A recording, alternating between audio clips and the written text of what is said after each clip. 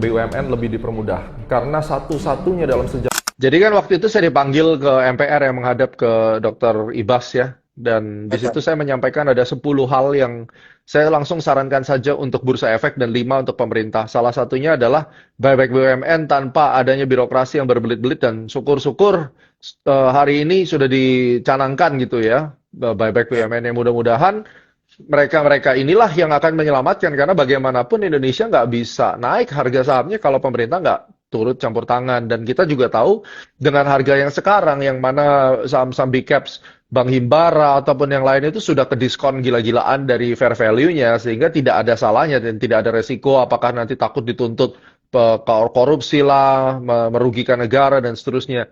Secara literasi keuangan pun ini udah harga-harga yang layak untuk dikolek. Itu yang pertama. Yang kedua, kalau kita bicara eh, T plus ya, T plus 2, sekarang kalau bisa dibikin T plus 1 itu akan makin baik karena uang lebih gampang muter.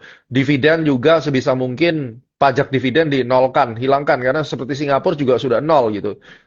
UMA jangan sampai dikit-dikit saham lagi naik 2-3 hari langsung kena suspend karena unusual market activity, attitude-nya yang dianggap berbahaya.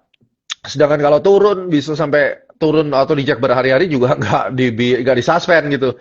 Nah ini yang harus memang kita perhatikan. Jangan market circuit breaker MCB itu hanya untuk di marketnya gitu. Sahamnya juga perlu. Kalau memang perlu di halt ya di halt sahamnya misalnya.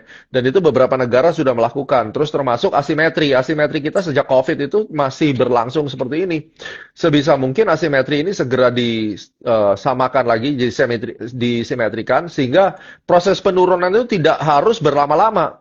Kalau memang mau turun 50% bursanya, tidak perlu harus berbulan-bulan karena batas bawahnya direndahkan. Seakan-akan bagus, tapi sebenarnya hanya buang-buang waktu gitu. Terus kita juga memperhatikan investor asing kalau mau investasi di Indonesia sebisa mungkin diizinkan. Ya, kalau bisa mereka datang ke Indonesia, buka account secara personal itu tidak dipersulit.